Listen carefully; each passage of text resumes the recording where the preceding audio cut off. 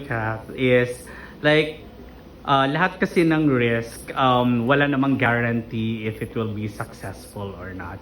But from your end, right now na nakita mo yung trailer and then hearing all the thoughts of the cast and then the creators, may takot pa ba sa'yo na or meron bang kinakatakutan ka na mangyari out of this movie? Yes, may takot. Pero I took the risk eh. So, might as well move on or give it your all. So, nandun ako sa kabilang side ngayon. So, inisip ko kung maintindihan siya ng mga tao, kapag nakita siya. Pero, ang ganda kasi yung character eh, and confident.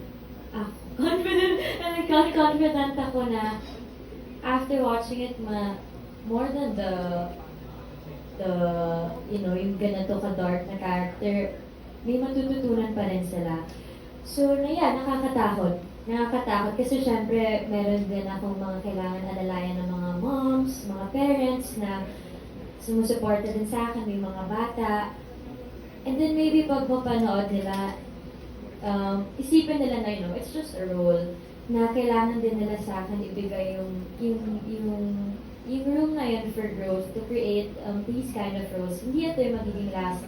May alam na pang gagawin, tapos may gagawin pa na next. So, parang maganda to, parang stepping stone in a way, just to warm them up kung ano yung mangyayari in the future. And I'm 27 na din, so I think it's about time na gumawa na din ng mga ganitong klaseng project. And hopefully, instead na bitawan nila ako after watching this, sana mas makita nila yung reason why I accepted this project. Because I took the risk and wala akong pinagsisihan.